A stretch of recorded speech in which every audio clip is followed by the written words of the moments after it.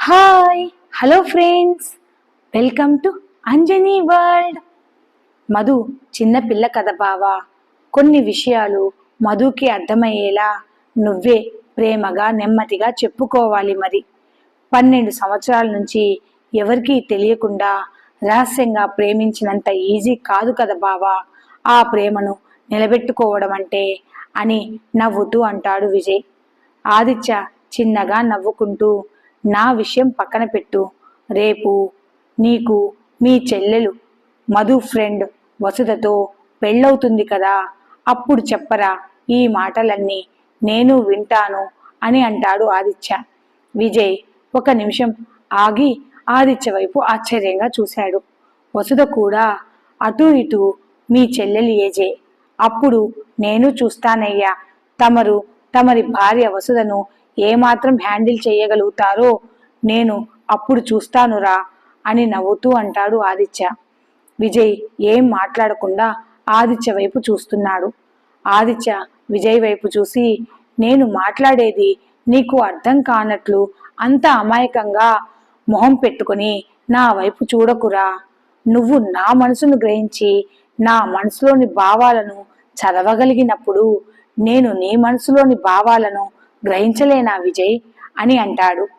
విజయ్ ఆదిత్య వైపు చూస్తూ, నువ్వు ఎప్పుడు గమనించావు బావా అని అడుగుతాడు.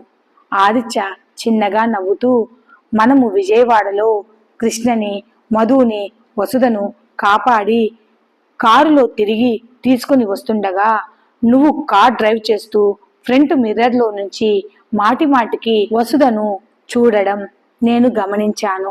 అప్పటి నుంచి నిన్ను వసుధను ఇద్దరిని గమనిస్తూనే ఉన్నాను. విజయ్ నీ లైఫ్కి కరెక్ట్ పార్ట్నర్ దొరికిపోయింది. వసుధ కంటే మంచి అమ్మాయి ఇక నీకు దొరకదు.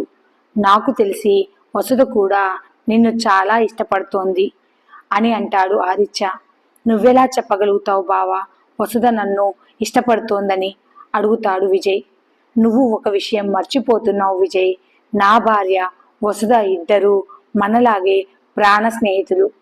బావా వసుధ మనసులో నా గురించి ఏముందో తెలుసుకోకుండా ఇలా నేను వసుధ మీద ఆశలు పెంచుకోవడం మంచిది కాదేమో బావా అని డౌట్గా అడుగుతాడు విజయ్. చూడు విజయ్, వసుధ గురించి నాకు అంతా తెలుసు. నువ్వు కూడా వసుధ గురించి త్వరలోనే తెలుసుకుంటావు. ఇకపోతే వసుధ నిన్ను ప్రేమించే విషయం అంటావా? ఎప్పటినుంచో వసుధ నిన్ను మనస్ఫూర్తిగా ప్రేమిస్తోంది విజయ్. విజయ్ ఆదిత్య వైపు ఆశ్చర్యంగా చూశాడు. వసుధ నీ చెల్లెలంతా టింగర్దైతే కాదులేరా అని అంటాడు ఆదిత్య. బావా నువ్వు నన్ను తిట్టినా పర్వాలేదు, కానీ నా చెల్లెల్ని మధుని మాత్రం ఒక్క మాట అనడానికి వీల్లేదు బావా అని ఆదిత్యతో అంటాడు విజయ్. ఆదిత్య ముందు నేను చెప్పేది వినరా బాబు. మనల్ని మొదటిసారి గౌతమ్ అవుట్ హౌస్కి మనం వెళ్ళినప్పుడే మనల్ని చూసి వసుధకి అనుమానం వచ్చింది. మధుని వసుధను ఇన్నాళ్లుగా కాపాడుతూ వచ్చింది మనిద్దరమేనని మీ చెల్లెలు మధు కనుక్కోలేకపోయింది. కానీ వసుధ మనల్ని మొదటిసారి చూసినప్పుడే గుర్తుపట్టింది. ఆ విషయం వసుధ మీ చెల్లెలకి కూడా చెప్పింది. మీ చెల్లెలు ఆ ఇద్దరు మనమేనని కన్ఫర్మ్ చేసుకోవడానికి నా దగ్గర చాలా ప్రయత్నాలే చేసింది పాపం, కానీ చివరికి విఫలమయ్యింది. ఆ ఇద్దరిలో వైట్ కలర్ జర్కిన్ వేసుకున్న నన్ను మధు ఇష్టపడుతుంటే బ్లాక్ కలర్ జర్కిన్ వేసుకున్న నిన్ను వసుధ ఇష్టపడుతున్నారని నాకు ఆ రోజే తెలిసింది. అంటే బావా వసుధ నన్ను అప్పటినుంచే ప్రేమిస్తోందా అని అడుగుతాడు. అది కూడా ఎప్పటినుంచో విజయ్ అని చెప్పాడు ఆదిత్య. బావా ఈ ప్రేమ అంటే నాకు నమ్మకం లేదు బావా. చూడు విజయ్, నువ్వు ఒకసారి ఒక అమ్మాయిని ఇష్టపడ్డావు, ఆ అమ్మాయి నిన్ను రిజెక్ట్ చేసింది, అంత మాత్రాన జీవితమే లేదన్నట్లు, ప్రపంచంలో ఇక అమ్మాయిలే దొరకరన్నట్లు మాట్లాడితే ఎలా విజయ్? దేనికైనా సమయం రావాలి. నిన్ను అందరికన్నా ఎక్కువగా ప్రేమించే అమ్మాయి నీ జీవితంలోకి వచ్చేసింది విజయ్. నువ్వు ఆ అమ్మాయిని నీ జీవితంలోకి సంతోషంగా ఆహ్వానించడమే మిగిలింది. నాకు తెలిసి వసుధనే ఆ అమ్మాయిని నేను కన్ఫామ్గా చెప్పగలుగుతాను. విజయ్ ఆలోచనలో పడ్డాడు. బావా, వసుధ నిజంగా నన్ను ప్రేమిస్తోందా? నన్నుగా యాక్సెప్ట్ చేస్తుందంటావా అని అడుగుతాడు విజయ్. ఆదిత్య విజయ్ వైపు చూసి, విక్రమ్తో ఉండి నువ్వు కూడా విక్రమ్లా తయారయ్యావు విజయ్. అదే కదా నేను ఇందాకటి నుంచి చెప్తూ వచ్చాను అని నవ్వుతూ అంటాడు ఆదిత్య. సరే, నా సంగతి పక్కన పెట్టు బావా. మన విక్రమ్ గాడు లవ్లో పడ్డాడు.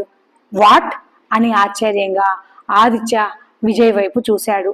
ఆదిత్య అంతే ఆశ్చర్యంతో విక్రమ్ వైపు చూస్తూ విజయ్తో, ఆ అమ్మాయి ఎవరు, ఎక్కడుంటుంది అని అడుగుతాడు. విజయ్ విక్రమ్ వైపు చూస్తూ, ఇంకా ఆ అమ్మాయి సైడ్ నుంచి విక్రమ్ గాడికి లవ్ కన్ఫర్మ్ కాలేదు బావా. ఇప్పుడు ప్రస్తుతానికి మాత్రం మనవాడే ఆ అమ్మాయిని ప్రేమిస్తున్నాడు అని చెప్పాడు. అలా మాట్లాడుతూనే ఇద్దరు రామయ్య ఇంటికి చేరుకున్నారు. రామయ్య ఇంటికి 10 అడుగుల దూరంలో ఇద్దరూ ఆగి ఆదిత్య విజయ్ వైపు చూసి, ఎవర్రా ఇంతకీ ఆ అమ్మాయి? మనకు తెలిసిన అమ్మాయేనా, మంచి అమ్మాయేనా అని అడుగుతాడు. ముందు వెళ్తున్న విక్రమ్, మధు ఇద్దరు రామయ్య ఇంటి గేటు దగ్గర ఆగి, నేను ఆదిత్య విజయ్తో కలిసి లోపలికి వస్తాను మధు, నువ్వు లోపలికి వెళ్ళమ్మా అని అంటాడు విక్రమ్. ఇంటి గేటు దగ్గరే మధుని చూసిన మీనాక్షి పరిగెత్తుకుంటూ మధు దగ్గరికి వస్తుంది. ఆదిత్య విజయ్ వైపు చూస్తూ, ఎవర్రా అమ్మాయి అంటే మాట్లాడకుండా మా ఇంటి గుమ్మం వైపుకు చూస్తున్నావు ఏంటి విజయ్ అని అంటూ ఆదిత్య కూడా ఇంటి గుమ్మం వైపు చూశాడు. మధు దగ్గరికి మీనాక్షి వచ్చి, మధు, ఈరోజు మేమే వంట చేశాము తెలుసా అని నవ్వుతూ మీనాక్షి మాట్లాడుతూ మధు మీనాక్షి ఇద్దరు ఇంటి లోపలికి వెళ్తున్నారు. ఆదిత్య వెంటనే విజయ్ వైపు చూసి, విక్రమ్ ప్రేమించిన అమ్మాయి మీనాక్ష అని ఆశ్చర్యపోతూ విజయ్ వైపు చూశాడు. అవునని తల ఊపుతాడు విజయ్. ఆదిత్య ఒక్కసారిగా మీనాక్షి వైపు అలానే విక్రమ్ వైపు చూసి 2 అడుగులు ముందుకు వేస్తాడు. బావా, ఒక్క నిమిషం, నేను చెప్పేది విను. ఇప్పుడే విక్రమ్ని ఈ విషయం గురించి ఏమీ అడగద్దు. ఇది ఓన్లీ 1 సైడ్ మాత్రమే. మీనాక్షి ఒప్పుకోకపోతే మన విక్రమే సైలెంట్ అయిపోతాడు. ప్లీజ్ ఇప్పుడు విక్రమ్ గాడిని ఏమీ అనకు బావా అని అంటాడు విజయ్. అప్పుడే వీళ్ళిద్దరి దగ్గరికి విక్రమ్ వస్తాడు. ఏంటి ఇక్కడ నిలబడి కూడా మీరిద్దరూ ఆఫీస్ విషయాలే మాట్లాడుకుంటున్నారా?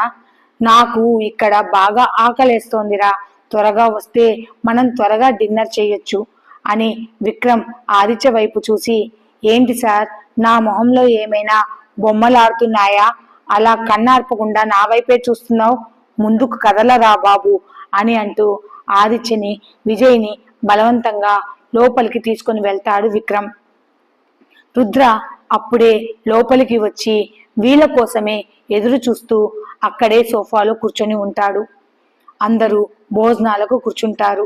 భారతి అందరి వైపు చూస్తూ, ఈరోజు కృష్ణ, లావణ్య, మీనాక్షి, వసుధా, సంజ వంట చేశారు. భారతి ఆ మాట అనగానే రాజా, చంద్ర ఇద్దరు వసుధా, కృష్ణ, లావణ్య, మీనాక్షి, సంజ వైపు చూస్తూ, అమ్మా, ఈరోజు మాకు భోజనం వద్దు, లైట్గా మజ్జిగ తాగి పడుకుంటాము. ఇప్పుడే నాకు మోషన్స్ తగ్గాయి, మళ్ళీ నేను ఆ బాత్రూంలోకి బెడ్రూమ్లోకి తిరగలేను అని అంటాడు రాజా. అందరూ నవ్వుకుంటారు. తులసి రాజా వైపు చూసి, భయపడినవసరం లేదులే రాజా, వీళ్ళంతా వంట చేసేటప్పుడు పక్కనే భార్గవి ఉంది.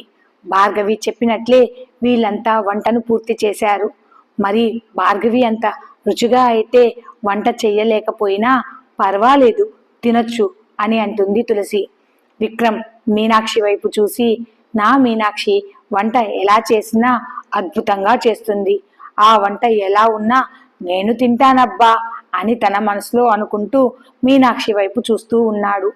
భోజనం చెయ్యకుండా చంద్ర, రాజా నెమ్మదిగా పైకి లేవబోతుంటే, మొదటిసారి మన ఇంటి పిల్లలు కృష్ణ, లావణ్య, మీనాక్షి, సంజ, వసుధ ఈ 5గురు ఎంతో కష్టపడి మన కోసం వంట చేశారు కదరా, ఇంట్లో వాళ్ళం మనమే వాళ్ళ వంటను తినకపోతే ఎలా అని చిరుకోపంగా కసురుతుంది తులసి. తులసి కృష్ణ వైపు చూసి, కృష్ణ, భాస్కర్కి ఇష్టమని పాలపూరి చేశావు కదా, మొదట అందరికీ స్వీట్ వడ్డించు, ఆ స్వీట్ని బౌల్లో వేసుకుని అందరికీ తీసుకురామ్మా అని చెప్పింది. వసుధ తాను చేసిన చామదుంపల పులుసును మధుకి చూపిస్తూ, మీ అన్నయ్యకి వడ్డించమంటావా, నా వంటను తొలిసారి మీ అన్నయ్య టేస్ట్ చేస్తాడు అని సైగల ద్వారానే మధు వసుధ ఇద్దరూ తమ కళ్ళతో మాట్లాడుకుంటున్నారు. తులసి వసుధ వైపు చూసి, నువ్వు చేసిన చామదుంపల పులుసును కూడా అందరికీ వడ్డించమ్మా వసుధ అని అంటుంది. నాగేంద్ర వసుధ వైపు చూసి, నువ్వు హాస్టల్లో ఉంటూ నీకు వంట వచ్చా అని ఆశ్చర్యంగా వసుధను అడుగుతాడు. అంత బాగా అన్ని ఐటమ్స్ చేయడం రాదండి, కానీ కొన్ని ఐటమ్స్ మాత్రం బాగానే చేస్తాను అంకుల్ అని నవ్వుతూ చెప్పింది వసుధ. మొదట పెద్దవాళ్ళకందరికీ మొదటిసారి తాను చేసిన స్వీట్ని అందరి ముందు పెట్టింది కృష్ణ.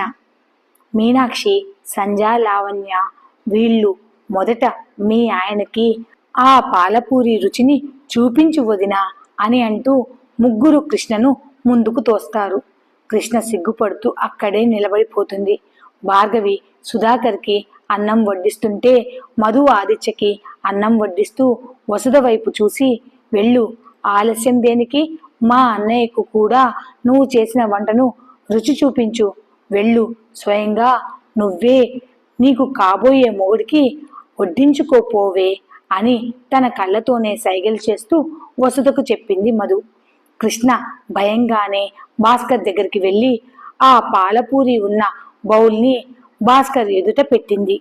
ప్రతి ఒక్కరూ భాస్కర్ వైపే చూస్తున్నారు. రాజా అయితే భాస్కర్తో, ఒరే భాస్కర్, జాగ్రత్తరా, కాస్త ఆలోచించి తినరా బాబు అని అంటాడు. రాజా పక్కనే నిలబడి అందరికీ అన్నం వడ్డిస్తున్న భారతి రాజాని ఒకటి పీకుతుంది. అమ్మా, ఇప్పుడు ఎందుకు కొట్టావు, పాపం మన భాస్కరే బలైపోతున్నాడే అని అంటాడు. భాస్కర్ కూడా మొహమాటంగానే బౌల్ని చేతిలోకి తీసుకుంటాడు. ప్రతి ఒక్కరూ భాస్కర్ వైపే చూస్తున్నారు. కృష్ణ ఎంతో ప్రేమగా తన కోసం చేసిన పాలపూరిని రుచి చూశాడు భాస్కర్. మీనాక్షి ఆత్రం తట్టుకోలేక చూసుకోకుండా విక్రమ్ మీద చెయ్యి వేసి ముందుకు వంగి భాస్కర్ వైపే చూస్తూ, ఎలా ఉంది భాస్కర్ అన్నయ్య, మీ ఆవిడ చేసిన స్వీట్ చాలా బాగుంది కదా అని చాలా సంతోషంగా చెప్తూ తాను ఎవరి మీద చేతులు వేసి మాట్లాడుతుందో తెలుసుకోకుండా అలానే తన చేతుల్ని విక్రమ్ మీదే ఉంచి, మా అన్నయ్య తన చూపులతోనే తన ఎక్స్ప్రెషన్స్ని చెప్తాడు వదినా. కృష్ణ, మరొక పూరీని వడ్డించు, మా అన్నయ్యకి నువ్వు చేసిన స్వీట్ చాలా బాగా నచ్చింది అని అంటుంది మీనాక్షి. అలా సంబరపడిపోతూ చివరికి విక్రమ్ వైపు చూసింది మీనాక్షి. వెంటనే మీనాక్షి విక్రమ్ భుజం మీద నుంచి తన చేతిని తీసి, చూసుకోలేదు, సారీ అని చెప్పి అక్కడి నుండి పక్కకు వెళ్ళిపోతుంది. వసుధ నెమ్మదిగా మధు దగ్గరికి వచ్చి, నేను చేసిన చామదుంపల పులుసు ఎలా ఉందో ఒక్కసారి నువ్వు మీ అన్నయ్య దగ్గరికి వెళ్ళి మీ అన్నయ్య అభిప్రాయం అడగవా అని మధు దగ్గరికి వచ్చి గుసగుసలాడుతుంది వసుధ. మధు నెమ్మదిగా విజయ్ దగ్గరికి వెళ్ళి, అన్నయ్య స్వీట్ బాగుందా అని అడుగుతూ, చామదుంపల పులుసు ఎలా ఉందన్నయ్య అని అడుగుతుంది. విజయ్ చిన్నగా నవ్వుతూ బాగుంది అని తన తలని ఊపుతాడు. అయితే మరోసారి వేసుకోవా అన్నయ్య అని చామదుంపల పులుసును మరోసారి విజయ్కి వడ్డిస్తుంది మధు. వసుధ విజయ్ వైపే చూస్తుంది. వసుధ కళ్ళల్లో చాలా ఆనందం కనపడుతోంది విజయ్కి. విజయ్ వసుధ వైపు చూశాడు. మొదటిసారి ఇద్దరు కళ్ళు కలిశాయి. వసుధ తడబడుతూ తన కళ్ళను దించుకుంటుంది. రామయ్య, ఆంజనేయులు మొదటిసారి తమ కోడలు స్వీట్ చేసిందని ఎంతో ఆత్రంగా పాలపూరిని తినబోతుంటే, నాన్న, పెదనాన్న మీరు తినకండి అని అంటాడు భాస్కర్. రామయ్య, ఆంజనేయులతో పాటు అందరూ ఆశ్చర్యంగా భాస్కర్ వైపు చూశారు.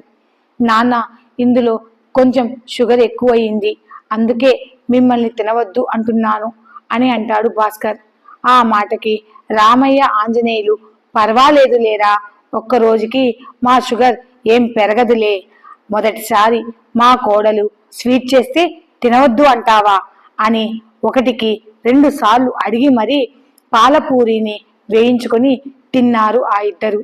రామయ్య కృష్ణని దగ్గరికి పిలిచి తన పంచ జోబీలో డబ్బులను తీసి అందులో 10,000 రూపాయల కట్టను తీసి కృష్ణ చేతికి ఇస్తూ, నీకు నచ్చింది కొనుక్కో తల్లి అని చెప్పాడు. మీనాక్షిని, సంజని, లావణ్యని అలాగే వసుధను కూడా దగ్గరకు పిలిచి, మొదటిసారి మీరు కూడా చక్కగా వంట చేసినందుకు ఇదిగో నా కానుక అంటూ ఒక్కొక్కరికి 5,000 చొప్పున నలుగురికి డబ్బులను ఇచ్చాడు రామయ్య. నాగేంద్ర కృష్ణను ఇటు రామ్మ అని పిలిచి తన మెడలో ఉన్న బంగారు చేయిని తీసి కృష్ణ చేతికి ఇస్తూ, స్వీట్ని చాలా బాగా చేశావమ్మా అని చెప్పాడు. మీనాక్షి, సంజ, లావణ్య అలాగే వసుధను కూడా పిలిచి, మన భాస్కర్ షాపులో చాలా కాస్ట్లీ అయిన మంచి డ్రెస్సెస్ వచ్చాయట, మీకు నచ్చిన డ్రెస్సులను తీసుకోండి, భాస్కర్కి డబ్బులు నేను ఇస్తానుగా అని చెప్పాడు నాగేంద్ర. మా మంచి బాబాయ్ అని అంటూ మీనాక్షి, లావణ్య నాగేంద్ర బుగ్గకి ముద్దు పెడతారు. వసుధకి అదంతా చాలా కొత్తగా ఉంది, కానీ తన మనసుకు బాగా నచ్చింది. వసుధ చిన్నప్పటి నుంచి హాస్టల్లోనే ఒంటరిగా పెరిగింది. తనకంటూ ఉండేది మధు వాళ్ళు కుటుంబమే. ఈ ఊరికి వచ్చినప్పటి నుంచి వసుధ తాను ఒక అనాథనని తనకు గుర్తుకే రాలేదు. ఇలా నలుగురిలో సందడిగా ఉండడం, నలుగురితో కూర్చుని భోజనం చేయడం వసుధకు బాగా నచ్చింది. ఆంజనేయులు కూడా కృష్ణను దగ్గరికి పిలిచి కృష్ణను ఆశీర్వదిస్తూ 10,000 రూపాయలను కృష్ణ చేతికి ఇచ్చి, నీకు నచ్చింది కొనుక్కోమ్మా అని చెప్పాడు. ఆదిత్య కృష్ణ వైపు చూసి, స్వీట్ చాలా బాగా చేశావమ్మా, ఇదిగో ఈ డబ్బులను తీసుకుని నీకు నచ్చింది కొనుక్కో అని 10,000 రూపాయలను కృష్ణ చేతిలో పెట్టాడు ఆదిత్య. మీనాక్షి, సంజ, లావణ్య ఆదిత్య వైపే చూశారు. ఆదిత్య వాళ్ళ ముగ్గురి వైపు చూస్తూ, ఈ మధ్య మీ ముగ్గురికి అల్లరి బాగా ఎక్కువయింది. అయినా భార్గవి వదిన చెప్తే మీరు చేయడం కాదు, మీకు మీరుగా సొంతంగా వంట చేసి అందరికీ తినిపించాలి, అప్పుడు వస్తాయి మీకు డబ్బులు అని అంటూ వసుధ వైపు చూసి, నువ్వు చేసిన పులుసు చాలా బాగుంది అని చెప్పాడు ఆదిత్య. భార్గవి సుధాకర్ చేతికి డబ్బుల్ని ఇస్తుంది. సుధాకర్ కూడా కృష్ణ చేతికి డబ్బుల్ని ఇస్తూ, నువ్వు చాలా బాగా స్వీట్ చేశావు, ఇలానే మీ అక్క దగ్గర వంట నేర్చుకుని మా తమ్ముడికి, మా బాబాయ్కి, మా పిన్నికి రోజు రుచిగా నువ్వే వంట చేసి పెట్టాలి మరి అని అంటాడు. తప్పకుండా బావగారు అని సమాధానమిచ్చింది కృష్ణ. అలానే మీనాక్షి, లావణ్య సంజ వైపు చూసి, మీరు కూడా మీ వదిన దగ్గర వంట చేయడం నేర్చుకోండి అని అంటాడు. అలాగే అన్నయ్య అని మీనాక్షి, లావణ్య నవ్వుతూ వాళ్ళ తలలను ఊపితే, సంజ అలాగే బావగారు అని అంటుంది. మీనాక్షి భాస్కర్ వైపు చూస్తూ, ఒరే భాస్కర్ అన్నయ్య, నువ్వు కూడా మా వదినకి ఏదో ఒక గిఫ్ట్ ఇవ్వాల్సిందే అని చెప్పింది. ఆ సమయంలో భాస్కర్ జోబిలో డబ్బులు లేవు. తులసి భాస్కర్ని గమనిస్తూ మీనాక్షి వైపు చూసి, ఇక చాలు ఆపండి మీ అల్లరి అని అనడంతో అక్కడితో అందరూ సైలెంట్ అయిపోయారు. విజయ్ అన్ని ఐటమ్స్ని పక్కన పెట్టి ఒక్క చామదుంపల పులుసుతోనే అన్నం కలుపుకొని ఇష్టంగా తినడం వసుధ గమనిస్తుంది. అలానే తాను చేసిన దొండకాయ కూర సరిగ్గా కుదరకపోయినా ఆ కూర మొత్తం విక్రమ్ ఒక్కడే తినడం మీనాక్షి కూడా గమనిస్తుంది. రామయ్య భారతి వైపు చూసి, పిల్లలకు నువ్వేదో చెబుదాము అన్నావు కదా, అందరూ ఇక్కడే ఉన్నారు, ఆ విషయమేంటో ఇప్పుడే చెప్పేశాయి అని అంటాడు రామయ్య. ఈ స్టోరీ అప్డేట్ కనుక మీకు నచ్చినట్లయితే please like, share and subscribe. Thanks for watching. కొంచెం సబ్స్క్రైబ్ చేసుకోండి ప్లీజ్.